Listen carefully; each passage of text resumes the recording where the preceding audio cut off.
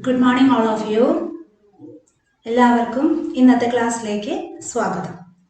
നമ്മൾ അഞ്ചാമത്തെ പാഠമാണ് നമ്മൾ ഡിസ്കസ് ചെയ്തിരുന്ന കഴിഞ്ഞ ക്ലാസ്സിൽ ഡെസിമൽ ഫോംസ് അഥവാ ദശാംശ രൂപങ്ങൾ.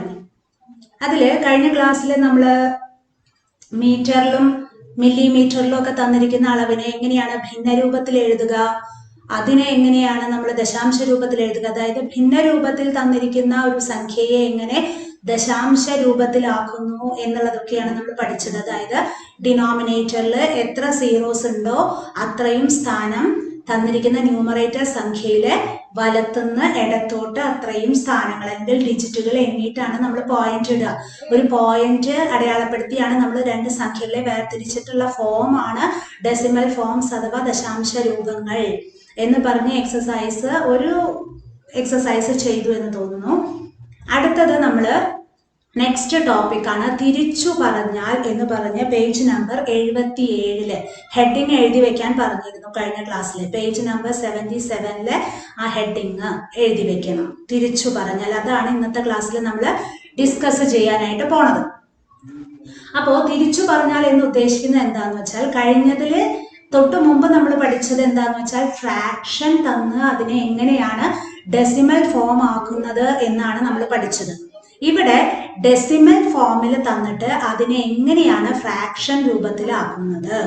അപ്പൊ അതിനു മുമ്പ് തന്നെ ഈ ലെസൺ തുടങ്ങുന്ന ഇൻട്രൊഡക്ഷൻ ക്ലാസ്സിൽ ഞാൻ പറഞ്ഞു metre, centimetre, millimetre, litre, millilitre, kilogram, gram ഇവ തമ്മിലുള്ള റിലേഷൻ അതൊരു ബോക്സിനകത്താക്കി ഇടണം എന്ന് പറഞ്ഞു. അത് കൃത്യമായിട്ട് മനസ്സിലാക്കിയെടുക്കണം, അല്ലെങ്കിൽ ബൈഹാർട്ട് ചെയ്യണം. എങ്കിൽ മാത്രമേ നമുക്ക് മില്ലിമീറ്ററിൽ തന്നിട്ടുള്ളത് എങ്ങനെയാണ് സെന്റിമീറ്ററിലേക്ക് ആക്കുക, അല്ലെങ്കിൽ സെന്റിമീറ്ററിൽ തന്നിട്ടുള്ള അളവിനെ എങ്ങനെയാണ് മീറ്ററിലേക്ക് ആക്കുക, ഗ്രാമിലുള്ളത് എങ്ങനെ കിലോഗ്രാം ആക്കും, മില്ലി ലിറ്ററിലുള്ളത് എങ്ങനെ ലിറ്ററിലേക്ക് ആക്കും എന്നുള്ളതൊക്കെ അറിയാനായിട്ട് സാധിക്കുള്ളൂ. അപ്പോ ഇവിടെ നമുക്ക് പഠിക്കാനുള്ളത് എങ്ങനെയാണ് ഡെസിമൽ ഫോമിൽ തന്നിരിക്കുന്ന ഒരു സംഖ്യയെ അഥവാ നമ്പറിനെ ഫ്രാക്ഷൻ രൂപത്തിൽ എഴുതുന്നത് എന്നാണ് ആദ്യം പഠിക്കാനുള്ളത്. അപ്പൊ എക്സാമ്പിൾ ആയിട്ട് ഞാൻ ഇവിടെ കാണിച്ചു തരുന്നു. നോട്ടിൽ എഴുതണ്ട, നമ്മുടെ ഹെഡിങ് എഴുതിയിരുന്നാൽ മതി. ഇതാ 4.25. അപ്പൊ എങ്ങനെയാ ഡെസിമൽ നമ്പർ വായിക്കുന്നത് എന്നുള്ളത് ഞാൻ പറഞ്ഞു തന്നിരുന്നു. ലെഫ്റ്റ് സൈഡിലുള്ള നമ്പറുകളൊക്കെ ഒരുമിച്ച് ഇപ്പോ ലെഫ്റ്റ് സൈഡിലുള്ള നമ്പറൊക്കെ സാധാരണ എങ്ങനെയാണോ വായിക്കുന്നത് അതുപോലെ തന്നെയാണ് വായിക്കുക. പക്ഷെ ഡെസിമൽ പോയിന്റിന് ശേഷമുള്ള സംഖ്യകളെ ഒരുമിച്ചല്ല വായിക്കുക, ഡിജിറ്റ് ഓരോ സംഖ്യകളായിട്ടേ പറയാൻ പാടുള്ളൂ. ഇപ്പൊ ഇതെങ്ങനെയാ വായിക്കുക? 24.25 എന്നാണ് നമ്മൾ വായിക്കുന്നത്. ഈ ഡെസിമൽ നമ്പറിനെ നമുക്ക് എങ്ങനെയാണ് ഫ്രാക്ഷൻ ആക്കി മാറ്റാൻ സാധിക്കുന്നത്? അപ്പൊ ഫ്രാക്ഷൻ രൂപത്തിൽ നമ്മൾ ഫ്രാക്ഷനെ ഡെസിമൽ ആക്കാൻ പഠിച്ചിരുന്നു. ഇനി ഇവിടെയുള്ളത് ഡെസിമൽ നമ്പറിനെ എങ്ങനെയാണ് ഫ്രാക്ഷൻ ആക്കാൻ പറ്റുന്നത്. അപ്പൊ എങ്ങനെയാണുള്ളത് ഞാൻ പറയുന്നുണ്ടോ. ആദ്യം നമ്മൾ എഴുതാൻ പോകുന്ന ഫ്രാക്ഷന്റെ ഡിനോമിനേറ്റർ ആണ് എഴുതണേ ആദ്യം. അതെങ്ങനെയാ എഴുതുക? തന്നിരിക്കുന്ന ഡെസിമൽ നമ്പറില് ഡെസിമൽ പോയിന്റിന് ശേഷം എത്ര ഡിജിറ്റുകളാണ് ഉള്ളത് എന്ന് എണ്ണി നോക്കണം. തന്നിരിക്കുന്ന സംഖ്യ ഡെസിമൽ നമ്പറില് ഡെസിമൽ പോയിന്റിന് ശേഷം, മുമ്പല്ല ശേഷം, എത്ര സംഖ്യകൾ അഥവാ എത്ര ഡിജിറ്റുകൾ ഉണ്ട് എന്ന് നമ്മൾ എണ്ണി നോക്കിയപ്പോൾ ഡെസിമൽ നമ്പറിന് ശേഷം 1, 2 സംഖ്യകളാണ് ഉള്ളത്. എത്ര സംഖ്യകളാണോ ഉള്ളത് അത്രയും സീറോസ് ഇട്ട് ലെഫ്റ്റ് സൈഡില് 1 ഇടുക. തന്നിരിക്കുന്ന ഡെസിമൽ നമ്പറിലെ ഡെസിമൽ പോയിന്റിന് ശേഷം എത്ര സംഖ്യകളാണോ ഉള്ളത് അത്രയും സീറോസ് എഴുതി ലെഫ്റ്റ് സൈഡില് 1 ഇടുക. ഓക്കെ, അപ്പൊ ഡിനോമിനേറ്റർ ഇങ്ങനെയാണ് എഴുതുക. ഇനി ന്യൂമറേറ്റർ എങ്ങനെ എഴുതും? ഇത് വളരെ എളുപ്പമാണ്. എന്താണ്? ഈ പോയിന്റ് റിമൂവ് ചെയ്ത് ആ സംഖ്യകൾ അടുപ്പിച്ച് അങ്ങ് എഴുതി. പോയിന്റ് ഇല്ലാതെ സംഖ്യകൾ ഒരുമിച്ച് അങ്ങ് എഴുതിയാൽ 2425/100. അപ്പൊ ഇങ്ങനെയുള്ളത് എങ്ങനെ എഴുതാൻ നോക്കാം. നോട്ടിൽ എഴുതണ്ട, ശ്രദ്ധിക്കുക. അവിടെ 0.25 അപ്പൊ ആദ്യം നമ്മൾ ഈ ഡെസിമലിന്റെ ഞാൻ ഫ്രാക്ഷൻ എഴുതാൻ പോകുന്നതിന്റെ ഡിനോമിനേറ്റർ ആണ് എഴുതാൻ പോകുന്നത് കേട്ടാ. ഡെസിമലിന് ശേഷം എത്ര സംഖ്യകളുണ്ട്? 2 സംഖ്യകൾ. അപ്പൊ 2 പൂജ്യങ്ങൾ ഇട്ടു, ഇടതുഭാഗത്ത് 1 ഇട്ടു. Okay, yes. ഇനി ന്യൂമറേറ്റർ എന്താണ്? പോയിന്റ് ഇല്ല എന്ന് കണക്കാക്കി സംഖ്യകൾ ഒരുമിച്ച് എഴുതി. അപ്പൊ 0 to 5 എന്നല്ലേ എഴുതുക. അപ്പൊ നമുക്ക് ഈ 0 എന്നുള്ളത് നമ്മൾ സ്റ്റാൻഡേർഡ് ഫോമിലാണ്. ഇവിടെ ഒരു സംഖ്യ ഇല്ലെങ്കിൽ വെറുതെ 0 ഇട്ടോളൂ എന്നുള്ളത് കഴിഞ്ഞ ക്ലാസ്സിൽ പറഞ്ഞിരുന്നു. അതായത് ഡെസിമൽ ഫോമിന്റെ ഒരു സ്റ്റാൻഡേർഡ് ഫോം എന്ന് പറയുന്നത് പോയിന്റിന് മുമ്പ് ഒന്നും ഇല്ലാണ്ടല്ല നമ്മൾ എഴുതുക. ഒരു സംഖ്യ നമുക്ക് എഴുതാനില്ല എങ്കിൽ 0 ഇട്ടിട്ട് തന്നെ എഴുതിക്കോളൂ എന്ന് പറഞ്ഞിട്ടുണ്ടായിരുന്നു.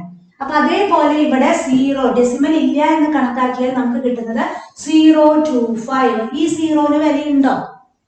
ഇല്ല. അതുകൊണ്ട് ഈ 0 എഴുതേണ്ട ആവശ്യമില്ല. അപ്പൊ എത്രയാണ് നമുക്ക് ഉത്തരം വരുന്നത്? 25/100. ഓക്കെ,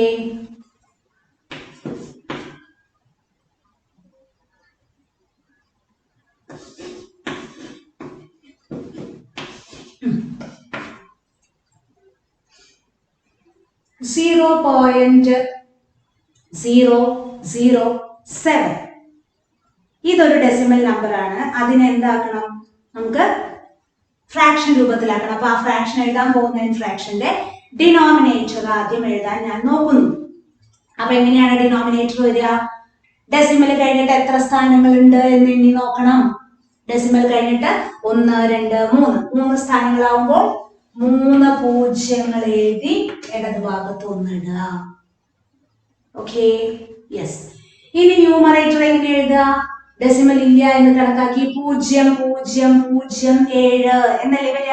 അപ്പൊ ഈ പൂജ്യങ്ങൾക്ക്, അതായത് സംഖ്യയുടെ ഇടതുഭാഗത്തുള്ള പൂജ്യങ്ങൾക്കൊന്നും വിലയില്ല. അപ്പൊ നമുക്ക് എത്ര എഴുതേണ്ട കാര്യമുള്ളൂ?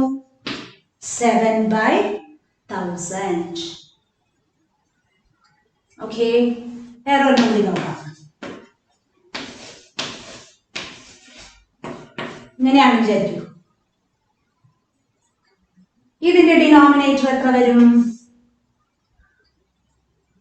ഡെസിമൽ പോയിന്റ് കഴിഞ്ഞിട്ട് 1, 2, 3 സ്ഥാനങ്ങളല്ലേ വരണേ. അപ്പൊ എത്ര പൂജ്യങ്ങൾ ഇടണം? 1, 2, 3 പൂജ്യട്ട് ലെഫ്റ്റ് സൈഡിൽ 1 ഇട്ടു. ഇനി ന്യൂമറേറ്ററോ? ഡെസിമൽ ഇല്ല എന്ന് കണക്കാക്കി ഈ പൂജ്യങ്ങൾക്കൊക്കെ വിലയുണ്ട് കേട്ടാ. ഇവിടെ ഈ സൈഡിൽ ഇവിടെ വാല്യൂബിൾ ആയിട്ടുള്ള ഒരു സംഖ്യ ഉണ്ടായിരുന്നെങ്കിൽ നമ്മൾ ഈ പൂജ്യമൊക്കെ എഴുതുമായിരുന്നു. പക്ഷെ ഇവിടെ പൂജ്യങ്ങൾ മാത്രമേ ഉള്ളൂ. ഈ ഇടതുഭാഗത്ത് വേറെ സംഖ്യ ഒന്നും ഇല്ലാത്തതുകൊണ്ട് ആ പൂജ്യത്തിന് വിലയില്ല എന്നേ പറയുന്നു. അപ്പൊ ഈ ഡെസിമൽ ഇല്ല എന്ന് കണക്കാക്കിയിട്ട് എഴുതുമ്പോ എങ്ങനെയാ? 12008 ഇതല്ലേ വലിയ ന്യൂമറേറ്ററില്. അപ്പൊ ഏകദേശം ഐഡിയ കിട്ടിയോ എങ്ങനെയാണെന്നുള്ളത്? നമുക്ക് കുറച്ച് ഒന്ന് ചെയ്താലോ? ഹെഡിങ് എഴുതിയിട്ടില്ലേ? ഹെഡിങ് എഴുതി. അപ്പൊ ഒന്നാമത്തെ ചോദ്യമായിട്ട് എഴുതിക്കോളൂ, അല്ലെങ്കിൽ A ക്വസ്റ്റ്യൻ ആയിട്ടൊന്ന് എഴുതിക്കോളൂ. എന്താണ്? Convert the following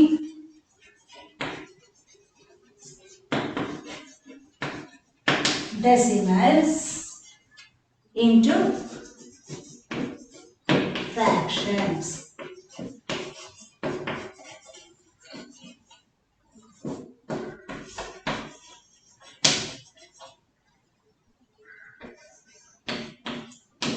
താഴെ തന്നിരിക്കുന്ന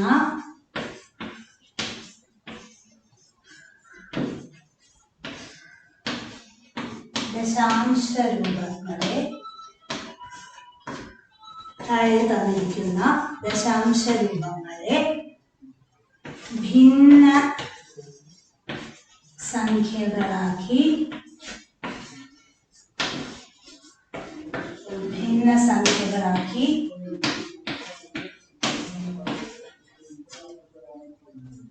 മാറ്റുക.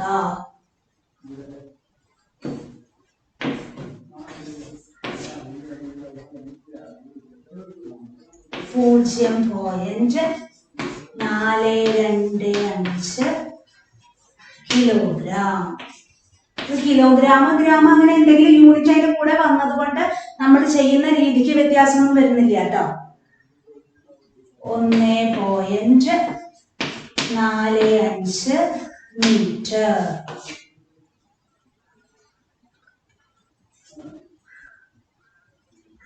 0.95 മീറ്റർ.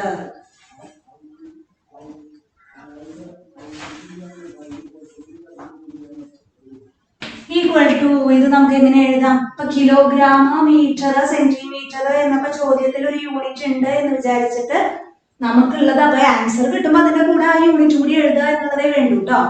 അല്ലാണ്ട് വേറെ വ്യത്യാസമൊന്നും വരുന്നില്ല. അപ്പൊ ഇത് എഴുതണം. ആദ്യം ഡിനോമിനേറ്റർ ആണ് നമ്മൾ എഴുതാൻ പോണേ കേട്ടോ. ഡെസിമൽ കഴിഞ്ഞിട്ട് എത്ര സ്ഥാനങ്ങളുണ്ട്? 3 സ്ഥാനങ്ങളല്ലേ ഉള്ളേ. അപ്പൊ എത്ര പൂജ്യം ഇടണം? 1 2 3 പൂജ്യം ഇട്ട് ലെഫ്റ്റ് സൈഡിൽ 1 ഇട്ടു.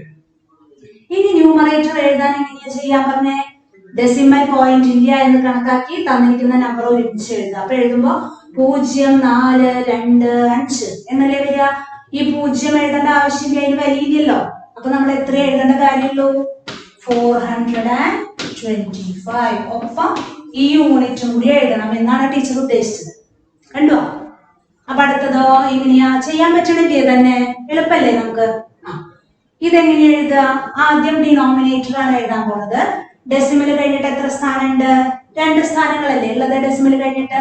അപ്പൊ ആ 2 സ്ഥാനം ആകുമ്പോ എത്ര പൂജ്യം ഉണ്ടാവും? 2 പൂജ്യം എഴുതി ലെഫ്റ്റ് സൈഡിൽ 1 എഴുതി. ഇനി എന്താ നമ്മൾ ന്യൂമറേറ്റർ എന്താ ചെയ്യാന്ന് പറഞ്ഞേ? ഡെസിമൽ അവോയ്ഡ് ചെയ്തിട്ട്, ഡെസിമൽ ഇല്ല എന്ന് വിചാരിച്ച് നമ്പർ കൂട്ടി എഴുതുക, ഒരുമിച്ച് എഴുതുക എന്നർത്ഥം. അപ്പൊ 145 മീറ്റർ അത് എഴുതാൻ. യൂണിറ്റ് ചോദ്യത്തിൽ തന്നിട്ടുണ്ടെങ്കിൽ അത് എഴുതാൻ മറക്കരുത് കേട്ടോ. അടുത്തതോ നമുക്ക് ഡിനോമിനേറ്റർ എത്രയാ വരിക? ഡെസിമൽ കഴിഞ്ഞിട്ട് 2 സ്ഥാനമാണ്. അപ്പൊ 2 പൂജ്യം ഇടത് ഭാഗത്ത് 1. ഇനി പോയിന്റ് ഇല്ല എന്ന് കണക്കാക്കി ഒരുമിച്ച് നമ്പറുകൾ എഴുതുകയാണെങ്കിൽ 0 9 5 എന്നല്ലേ വരണേ. അപ്പൊ 0 എന്നുള്ളതിന് വില ഇല്ലാത്തതുകൊണ്ട് നമ്മൾ എന്ത് എഴുതണ്ടു? 95 എന്നാ എഴുതേണ്ട കാര്യം. മനസ്സിലാവുന്നുണ്ടല്ലോ? കൃത്യമായിട്ട് മനസ്സിലാവുന്നില്ലേ? ഓക്കെ. ഇനി പേജ് നമ്പർ 78 ഇത് എഴുതിയിട്ട് കഴിഞ്ഞു എന്നുണ്ടെങ്കിൽ പേജ് നമ്പർ 78 എടുക്കും. ഇതേപോലെ തന്നെ ഒരു ടേബിൾ കംപ്ലീറ്റ് ചെയ്യാൻ പറഞ്ഞിട്ടുണ്ട്. കംപ്ലീറ്റ് ദ ടേബിൾ എന്ന് പറഞ്ഞൊരു ക്വസ്റ്റ്യൻ കണ്ടോ? അപ്പൊ ആ ക്വസ്റ്റ്യനില് ആ പട്ടിക ശരിക്കും അതേപോലെ തന്നെ നിങ്ങൾ നോട്ട്ബുക്കിൽ വരയ്ക്കണം.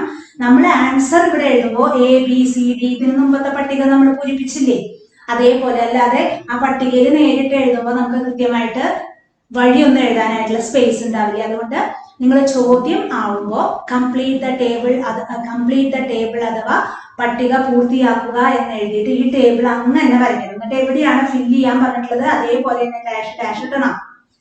എന്നിട്ട് നമ്മൾ ഓരോ ക്വസ്റ്റ്യനിലും ABCD എന്നുള്ള ക്വസ്റ്റ്യൻ ഇടുന്നത്. ഈ ക്വസ്റ്റ്യൻ ഈ പട്ടിക കണ്ടു പേജ് നമ്പർ 78 അതില് ആദ്യത്തെ ഓൾറെഡി അതിൽ തന്നെ ആൻസർ തന്നിട്ടുണ്ട്. പിന്നെ തൊട്ടുള്ളതാണ് നിങ്ങൾ ABCD എന്നുള്ളത് ചോദ്യത്തിൽ തന്നെ മാർക്ക് ചെയ്യുക. ഇപ്പൊ ടെക്സ്റ്റിൽ മാർക്ക് ചെയ്യുക. ഇനി ക്വസ്റ്റ്യൻ നിങ്ങൾ നോട്ടിലേക്ക് പകർത്തുമ്പോൾ ഇതുപോലെ മാർക്ക് ചെയ്യണം. നമ്മൾ ആൻസർ എഴുതുന്നത് അടിയിൽ ABCDE എന്ന് പറഞ്ഞിട്ടാണ് ആൻസർ ഇവിടെ എഴുതുക. അപ്പൊ അത് ഏതാന്നുള്ളത് മനസ്സിലാവണ്ടേ? അതിന് വേണ്ടിയിട്ടാണ് ടീച്ചർ പറയണേ കേട്ടോ. അപ്പൊ ഇത് എഴുതി കഴിഞ്ഞോ? ഇല്ല, കഴിഞ്ഞു. ഓക്കെ. അപ്പൊ നോക്കൂ, ആ പട്ടിക പൂർത്തിയാക്കണതിൽ ഒരെണ്ണം എക്സാമ്പിൾ ആയിട്ട് നമുക്ക് തന്നിരിക്കുന്നു. എന്താണ്? 7.4 സെന്റിമീറ്റർ എന്നുള്ളതാണ് ചോദ്യം. അപ്പൊ നമ്മളോട് ഇനി ചോദിക്കുക അതിന്റെ ഭിന്ന രൂപം എഴുതുന്നതിന് മുമ്പ് നമ്മൾ ചെയ്തിട്ടുള്ള അതേപോലെ തന്നെ ഭിന്ന രൂപം അഥവാ ഫ്രാക്ഷൻ ഫോമും അതേപോലെ നോർമൽ ഫോമും സാധാരണ രൂപം അതാണ് നമുക്ക് എഴുതാൻ പറയുക. നമുക്ക് ഇതിനു മുമ്പ് എന്താ തന്നിരുന്നേ? സാധാരണ രൂപത്തിലുള്ള ചോദ്യം തന്നിരുന്നേ. നമ്മളോട് ഭിന്ന രൂപവും ഡെസിമൽ ഫോമും എഴുതാനാ പറയാറ്. പക്ഷെ ഇവിടെ ഡെസിമൽ ചോദ്യത്തിൽ തന്നിട്ടുണ്ട് നിങ്ങളോട് അതിന്റെ ഫ്രാക്ഷൻ ഫോമും നോർമൽ ഫോമും എഴുതാൻ, സാധാരണ രൂപവും എഴുതാനാണ് പറയുന്നത്.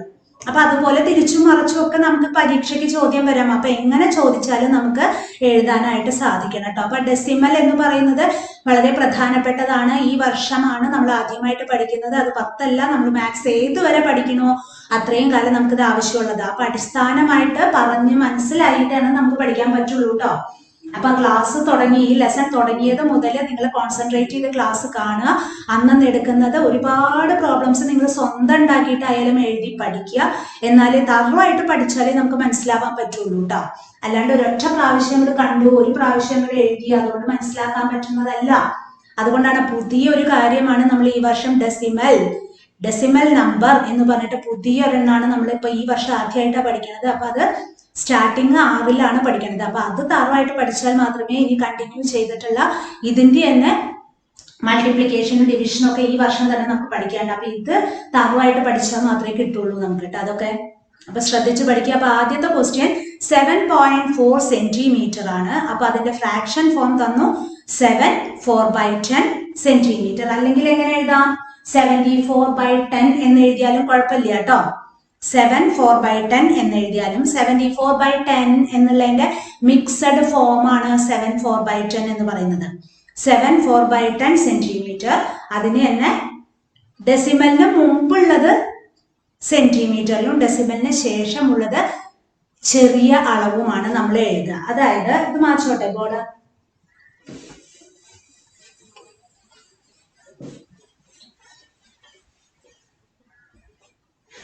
നോക്കട്ടാ, ഇവിടെ എഴുതണ്ട, ശ്രദ്ധിക്കുക. ഇവിടെ 7.4 സെന്റിമീറ്റർ എന്നുള്ളത് തന്നേക്കുന്നത്. ഇതിന്റെ നോർമൽ ഫോം ആണ് നമുക്ക് ഇത്തിരി ബുദ്ധിമുട്ടുണ്ടാവുക.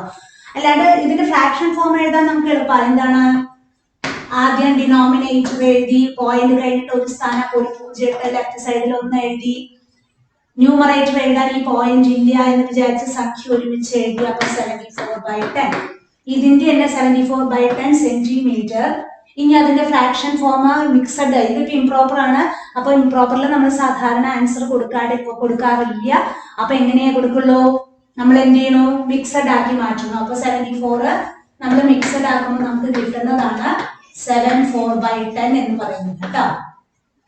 ഇനി ഇതിന്റെ നോർമൽ ഫോം ആണ് നമ്മൾ എഴുതാൻ പോകുന്നത്. നോർമൽ ഫോം എഴുതുമ്പോൾ എങ്ങനെയാണെന്ന് വെച്ചാൽ ഡെസിമലിന് മുമ്പുള്ള സംഖ്യ ഏതാണോ അതിന്റെ ഒപ്പം തന്നിരിക്കുന്ന യൂണിറ്റും ഡെസിമലിന് ശേഷമുള്ള സംഖ്യയുടെ ഒപ്പം സെന്റിമീറ്ററിനും തൊട്ട് താഴെ ഏതാണ് ചെറിയ യൂണിറ്റ് ഉള്ളത് എങ്കിൽ അതാണ് അതിന്റെ നേരെ എഴുതുക. അതായത് അപ്പൊ നമുക്ക് ഏറ്റവും നന്നായിട്ട് അറിയണം മില്ലിമീറ്റർ, സെന്റിമീറ്റർ, മീറ്റർ, കിലോമീറ്റർ, ആ രീതിയിലാണ്. അതുപോലെ മില്ലിഗ്രാം, ഗ്രാം, കിലോഗ്രാം, അങ്ങനെയുള്ള അളവുകൾ നമുക്കറിയണം. മനസ്സിലാവുന്നുണ്ട്? അപ്പൊ ഏറ്റവും ചെറുത് ഏതളവാണ്, അതിന് തൊട്ട് മുകളിൽ ഏതാണ്, ഏറ്റവും വലുത് ഏതാണ് എന്നുള്ളത് നമുക്ക് ആ ഐഡിയ ഉണ്ടാവണം. അപ്പൊ ഇവിടെ നമുക്ക് ഇത് നോർമൽ ഫോമിൽ എഴുതുമ്പോഴാണ് കുറച്ച് നമുക്ക് ഈ യൂണിറ്റുകളെ കുറിച്ചുള്ള ധാരണ നമുക്ക് ഉണ്ടാവേണ്ടത്. അപ്പൊ ഡെസിമലിന് മുമ്പുള്ള സംഖ്യ ഏതാണോ അതിന്റെ ഒപ്പം ചോദ്യത്തിൽ തന്നിരിക്കുന്ന അതേ യൂണിറ്റ് തന്നെ എഴുതി. ഡെസിമലിന് ശേഷമുള്ള നമ്പർ ഏതാണോ അതിന്റെ ഒപ്പം ഇതിനേക്കാൾ തൊട്ട് താഴെ, അതായത് 0.4 വരണമെങ്കിൽ എന്തായിരിക്കാം? നമുക്ക് സെന്റിമീറ്ററും മില്ലിമീറ്ററും തമ്മിലല്ലേ 1/10 എന്നുള്ള റിലേഷൻ വരുന്നത്. അപ്പൊ സെന്റിമീറ്ററിനും തൊട്ട് താഴെയുള്ള യൂണിറ്റ് എന്താണ്? മില്ലിമീറ്റർ. ആ യൂണിറ്റുമാണ് നമ്മളിങ്ങനെ നോർമൽ ഫോമിൽ എഴുതേണ്ടത്. അപ്പൊ അത് അറിയേണ്ടി വരും. ഇവിടെ 0.4 എന്നുള്ളത് മീറ്റർ ഒക്കെ വരണമെങ്കിൽ മീറ്ററിനും തൊട്ട് താഴെയുള്ളത് സെന്റിമീറ്റർ ആയിരിക്കും പിന്നെ എഴുതേണ്ടി വരിക. അതുപോലെ ഇവിടെ കിലോമീറ്റർ ആണ് ചോദ്യത്തിൽ തന്നിരിക്കുന്നത് എങ്കിൽ ആദ്യത്തെ ഡെസിമലിന് മുമ്പുള്ള സംഖ്യയുടെ ഒപ്പം കിലോമീറ്ററും ഡെസിമലിന് ശേഷമുള്ള സംഖ്യയുടെ ഒപ്പം എന്ത് എഴുതേണ്ടി വരുമായിരുന്നു? കിലോമീറ്ററിന്റെ തൊട്ട് താഴെ മീറ്റർ എഴുതേണ്ടി വരുമായിരുന്നു. ഓക്കെ, അപ്പൊ ആ രീതിയിലാണ് നമുക്ക് ഈ ടേബിൾ കംപ്ലീറ്റ് ചെയ്യേണ്ടത്. ഇപ്പൊ ഇത് നമുക്ക് ടെക്സ്റ്റിൽ തന്നെ വർക്ക്ഔട്ട് ചെയ്ത് തന്നിട്ടുള്ള ആൻസർ ആണ്. അപ്പൊ അതിന്റെ ആവശ്യമില്ല. അപ്പൊ ചോദ്യം എഴുതാനുള്ള സ്ഥലം വിട്ടുള്ളൂ ആ ടേബിൾ വരയ്ക്കാനുള്ളതും. അപ്പൊ ആദ്യത്തെ ക്വസ്റ്റ്യൻ എ എന്ന് പറയുന്നത് ഇനിയുള്ളതാണ് നമ്മൾ എ എന്ന് മാർക്ക് ചെയ്യേണ്ടത് കേട്ടോ. അല്ലാണ്ട് 7.4 സെന്റിമീറ്റർ എന്നുള്ളത് നമുക്കിപ്പോ അതിന്റെ ആൻസർ അതിൽ തന്നെ എഴുതിയിട്ടുണ്ട്. അതുകൊണ്ട് നമുക്ക് അത് ആവശ്യമില്ല. അത് ടെക്സ്റ്റിൽ തന്നെ വർക്ക്ഔട്ട് ചെയ്തിട്ടുള്ള പ്രോബ്ലം ആണ്. അതുകൊണ്ട് അത് ആദ്യം വീണ്ടും എഴുതേണ്ട കാര്യമില്ല. Okay, yes. അപ്പോ നമ്മൾ ആ ടേബിൾ കംപ്ലീറ്റ് ചെയ്യുന്നു. ആദ്യത്തെ എ ക്വസ്റ്റ്യൻ എന്ന് പറയുന്നത് 3.2 സെന്റിമീറ്റർ. 3.2 സെന്റിമീറ്റർ ആണ് ചോദ്യം. അപ്പൊ ഫ്രാക്ഷൻ ഫോം ആണ് ഞാൻ എഴുതാൻ പോകുന്നത്. നമുക്ക് ഇങ്ങനെ തന്നെ എഴുതാം. ആ ടേബിള് കഴിഞ്ഞ ടേബിൾ നമ്മൾ എഴുതിയിട്ടായിരിക്കും അതേപോലെ തന്നെ എഴുതാം. ഫ്രാക്ഷൻ ഫോം ആണ്. അതായത് ഈ ഡെസിമലിന്റെ ഫ്രാക്ഷൻ രൂപം എന്ത് എന്നുള്ളതാണ് നമ്മൾ ആദ്യം എഴുതാൻ പോണത്. അപ്പൊ അതെങ്ങനെയാണ് എഴുതുക? ഫ്രാക്ഷൻ ഫോം നോക്കൂ.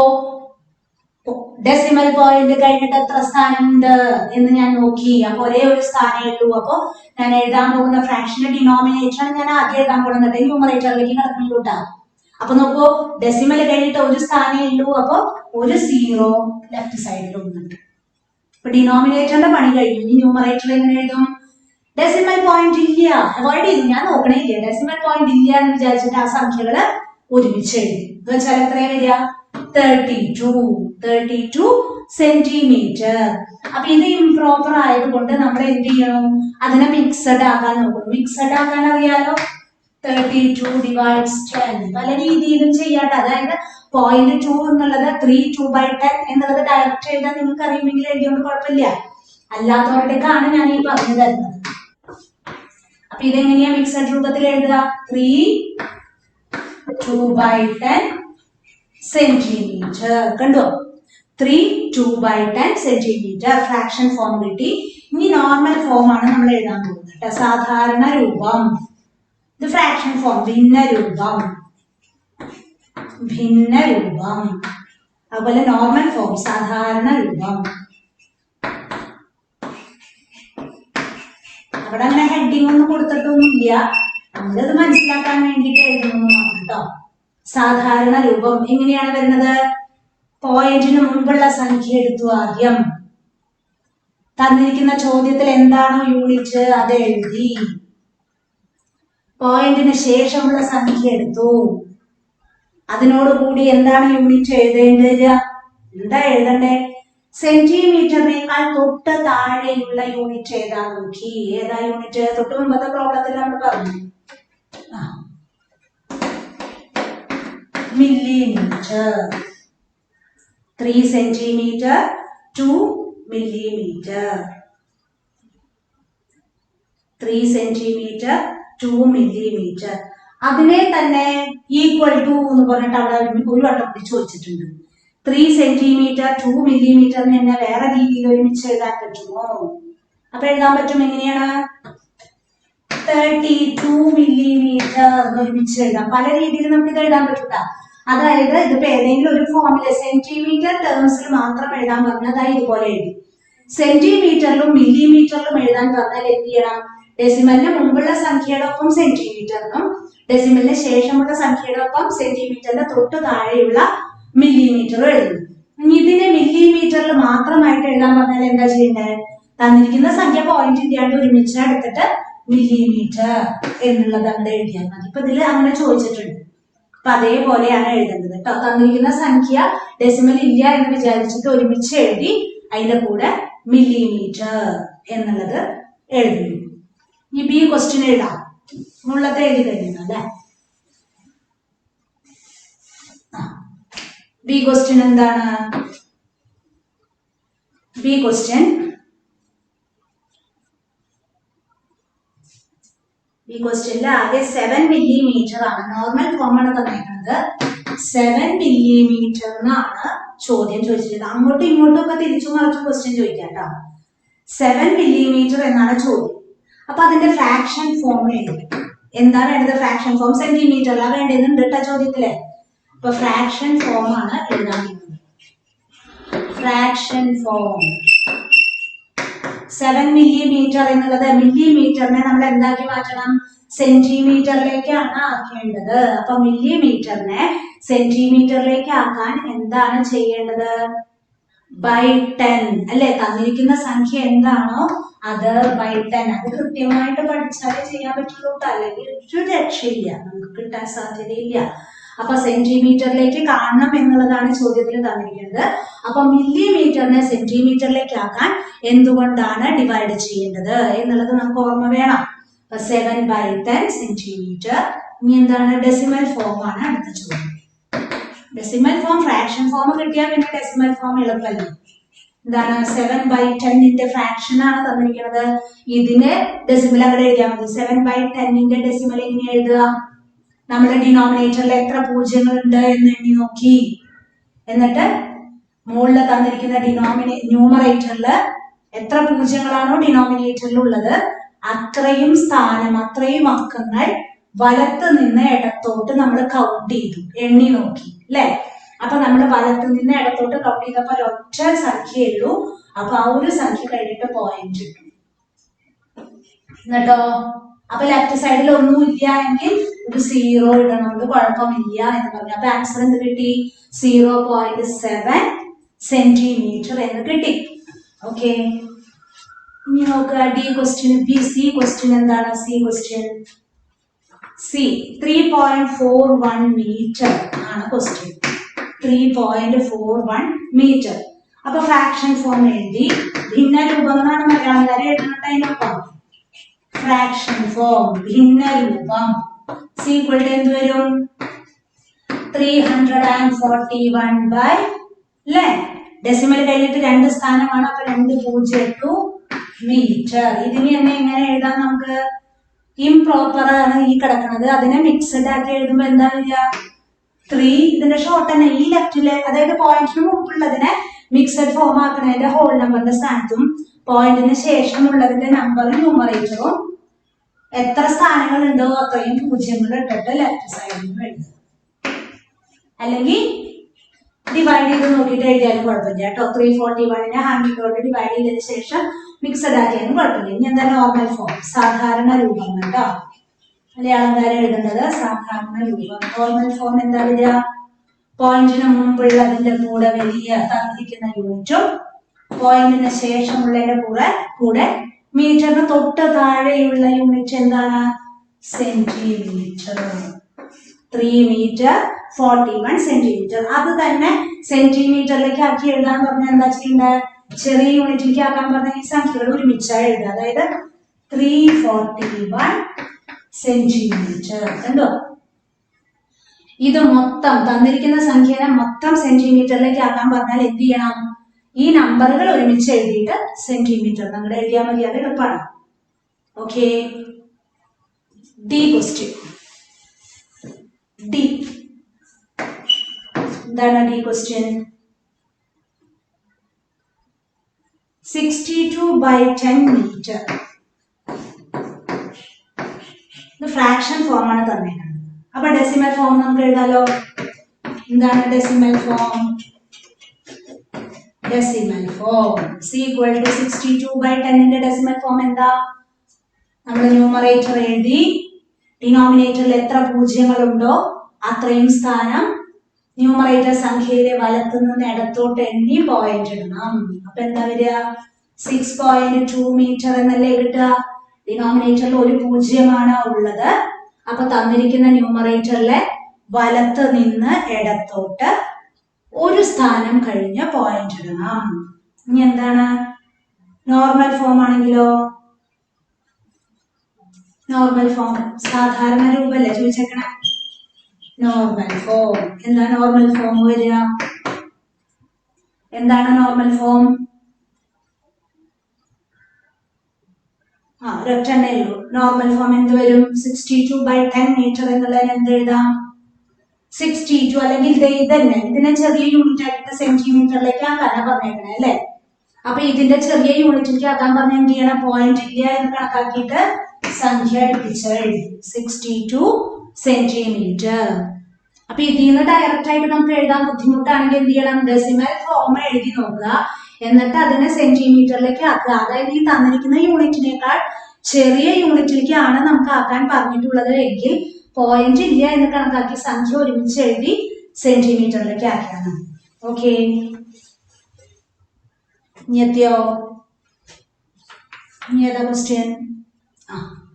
ഈ ക്വസ്റ്റ്യൻ എന്താണ്?